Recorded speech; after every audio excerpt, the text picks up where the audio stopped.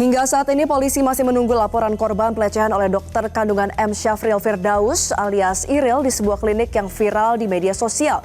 Jumat lalu 2 orang perempuan yang menjadi korban pelecehan seksual Dr. Syahril Firdaus digugat secara resmi melapor ke polisi. Sementara dari pemeriksaan tersangka, polisi sudah mengungkap apa yang menjadi modus pelaku dalam melancarkan aksi cabulnya. Dan pemirsa, informasi tadi sekaligus mengakhiri perjumpaan kita dalam Metro This Week hari ini. Mewakili seluruh kerabat kerja bertugas, saya Valerie Budianto pamit undur diri. Selamat malam, sampai jumpa.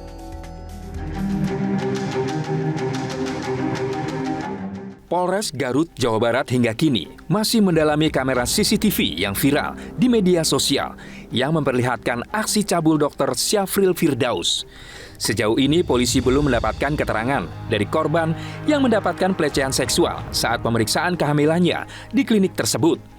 Kabid Humas Polda Jawa Barat, Kombes Pol Hendra Rohmawan menjelaskan, pihaknya masih menunggu laporan dari korban yang terekam CCTV karena proses hukum butuh alur yang jelas. Khusus untuk yang di media sosial tadi itu yang viral tadi, saat ini masih kita telusuri untuk si korbannya, ya. Nah, tapi untuk tersangka sudah kita amankan. Jadi kita yang adanya viral tadi itu memudahkan kita untuk melakukan juga penyelidikan. Meski korban yang terekam CCTV belum melapor, namun berdasarkan hasil pemeriksaan, tersangka Dr. Syafril Firdaus alias Iril mengaku nekat melakukan aksi pencabulan karena tergoda usai melihat pasiennya. CCTV yang viral sampai saat ini kami juga kembali sedang mendalami korban yang ada di dalam video tersebut. Identitas itu sudah kita ketahui.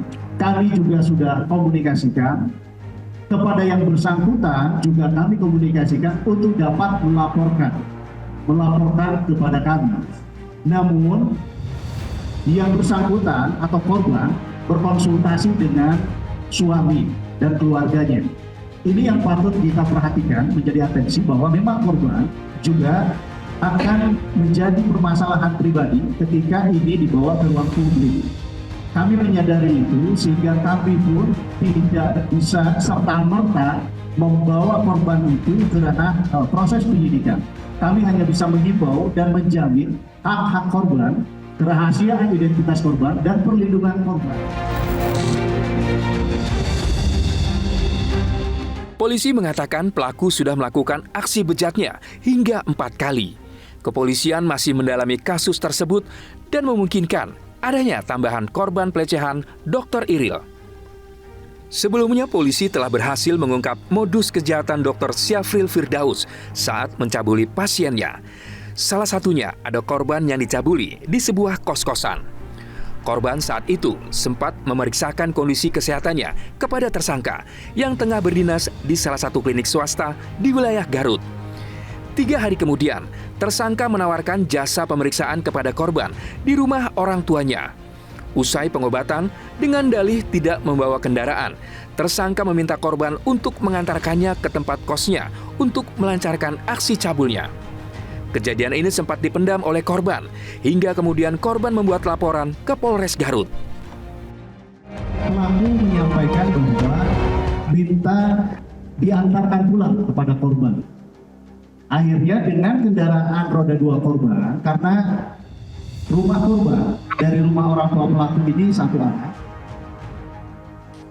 pelaku minta diantarkan ke tempat kos-kosannya. Sampai dengan di rumah kos-kosan, di rumah pelaku, korban kemudian membayar biaya kesehatan tadi sekitar 6 juta. Namun pelaku menyampaikan jangan di depan rumah karena nanti dilihat orang. Kemudian pelaku menawarkan untuk pembayaran itu dilakukan di dalam rumah. Ketika terjadi di dalam rumah, pelaku mengunci pintu, kemudian mendekati korban, mencium leher, dan sebagainya.